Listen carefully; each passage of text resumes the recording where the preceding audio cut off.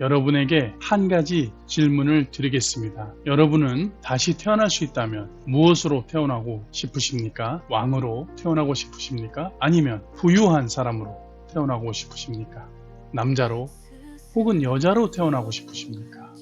아니면 지금과는 전혀 다른 곰, 고래, 독수리, 새, 전혀 다른 누군가로 태어나고 싶으십니까? 얼마 전 누군가 저에게 이 질문을 했습니다. 저는 잠시 생각한 뒤 이렇게 대답했습니다. 나는 다시 태어나고 싶은 마음이 없습니다. 이것은 지금의 삶이 싫다는 뜻도 아니고 삶을 포기하고 싶다는 뜻도 아닙니다. 오히려 그 반대입니다. 하나님께서 저에게 한번 허락하신 지금의 삶이 너무나 귀하기 때문입니다. 성경은 히브리서 9장 27절에 사람이 한 번 죽고 그 후에는 하나님 앞에 서게 된다고 말씀합니다. 성경의 큰 흐름은 삶이 여러 번 반복된다는 윤회가 아닙니다. 하나님께서 우리에게 한 번의 삶을 주시고 우리는 그 삶을 살아간 뒤 하나님 앞에 서게 됩니다. 그렇기 때문에 우리의 삶은 연습이 아닙니다. 이번 생에 잘못 살아도 다음 생을 다시 시작할 수 있는 것이 아닙니다. 오늘 사랑하지 못한 사랑을 다음 생에서 만나 다시 사랑하면 되는 것도 아닙니다. 오늘 해야 할 일을 다음 삶으로 미룰 수도 없습니다. 우리에게 주어진 시간은 바로 지금입니다. 그래서 그리스도인들의 질문은 이것이어야 합니다. 하나님께서 나에게 맡기신 이 생을 어떻게 살아갈 것인가? 이것이 더 중요한 질문입니다. 우리는 때때로 다른 사람의 삶을 부러워합니다. 조금 더 좋은 환경에서 태어났다면, 조금 더 많은 것을 가졌다면, 조금 더 부유한 부모 밑에서 태어났다면, 조금 더 인정받는 사람이 되었다면, 인기가 좋았다면, 좋은 사람을 만났더라면 더 행복하게 살 수 있었을 것이라고 생각합니다. 그러나 하나님께서 우리에게 물으시는 것은 다른 사람보다 얼마나 많은 것을 가졌느냐가 아닙니다. 하나님께서 내게 맡기신 것을 가지고 얼마나 사랑했는지, 얼마나 정직하게 살았는지, 얼마나 충실하게 섬겼는지를 물으십니다. 골로새서 3장 23절은 무슨 일을 하든지 마음을 다하여 주님께 하듯 하라고 권면합니다. 왕으로 태어나지 않아도 괜찮습니다. 유명한 사람이 되지 않아도 괜찮습니다. 다른 누군가가 되지 않아도 괜찮습니다. 내가 서 있는 바로 이 자리에서 주님께 하듯 살아간다면 그 삶은 하나님 앞에서 결코 작지 않습니다. 아이의 손을 따뜻하게 잡아주는 일, 가족들을 위해 수고하는 일, 낙심하고 실패한 사람을 위해 위로하는 일, 아무도 알아주지 않아도 정직하게 선을 행하거나 또 책임을 다하는 일, 그 모든 것이 하나님께 드리는 삶이 될 수 있습니다. 성경에도 다시 태어남이라는 표현이 나옵니다. 다시 태어난다. 예수님께서는 요한복음 3장에서 니고데모에게 사람이 거듭나야 한다고 말씀하셨습니다. 그러나 예수님께서 말씀하신 거듭남은 다른 나라, 다른 성별, 다른 신분으로 다시 태어난다는 뜻이 아닙니다. 거듭남은 지금 이 생에서 하나님을 만나 새로운 사람이 되는 것입니다. 미움으로 살던 사람이 사랑을 배우고 자기 욕심만 쫓던 사람이 이웃을 돌아보고 죄 가운데 살던 사람이 하나님께 돌아오는 것입니다.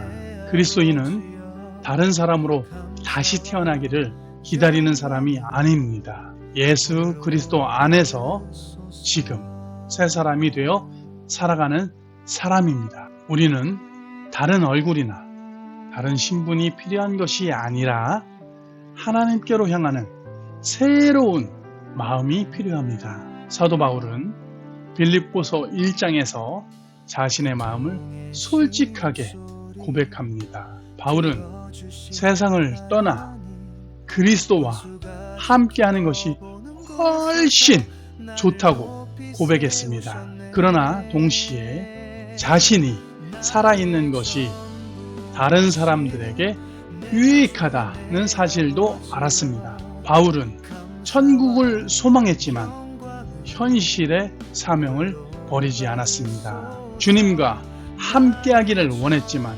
죽음을 서두르지 않았습니다. 이것이 그리스도인의 바른 태도입니다. 이 한 번의 삶을 충분히 사랑하고 하나님께서 맡기신 사명을 끝까지 감당한 후에는 주님과 함께하고 싶다는 뜻입니다. 기독교 신앙의 중심에는 부활이 있습니다.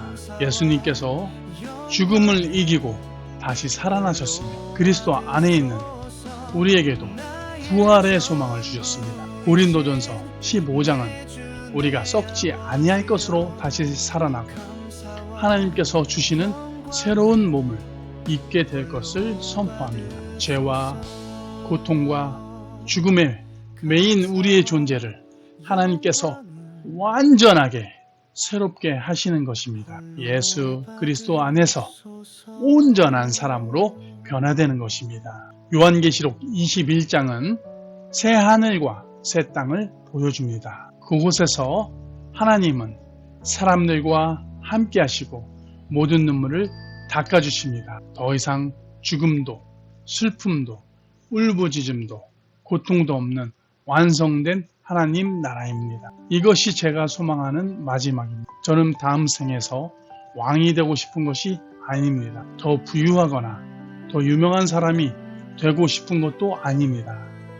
하나님께서 맡기신 지금의 삶을 충실히 살고 싶습니다. 기뻐할 때는 감사하고 넘어졌을 때는 다시 일어나고 사랑할 수 있을 때 마음껏 사랑하고 섬길 수 있을 때 기꺼이 하나님께 순종하며 섬기고 싶습니다. 그리고 하나님께서 이제 되었다 내게로 오라 부르시는 날 창조주 하나님 곁으로 돌아가고 싶습니다. 하나님께서 주신 이 한 번의 삶이 아주 귀하기 때문입니다.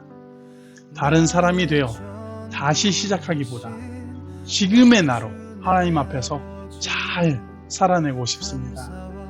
그리고 이 삶을 마치는 날에는 다시 세상으로 돌아오는 것이 아니라 나를 지으신 하나님께 돌아가 주님과 영원히 함께하고 싶습니다.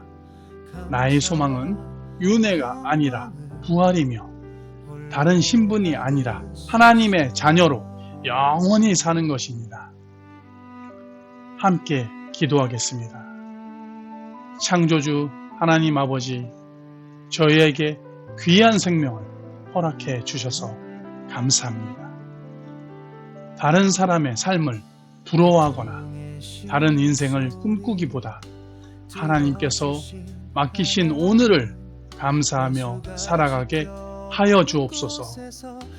사랑할 수 있을 때 사랑하고 섬길 수 있을 때 섬기며 맡겨진 모든 일을 주님께 하듯 충실히 감당하게 하옵소서. 우리의 소망을 세상의 성공이나 반복되는 삶에 두지 않고 예수 그리스도의 부활과 영원한 하나님 나라에 두게 하옵소서. 삶을 마치는 날까지 믿음을 지키고 마지막에는 주님과 영원히 살게 하옵소서. 예수 그리스도의 이름으로 감사하며 기도드리옵나이다. 아멘. 감사와 영광을 홀로 받으소서. 나의 전부이신 내 주 내 아버지여, 감사와 영광을 홀로 받으소서. 감사와 영광을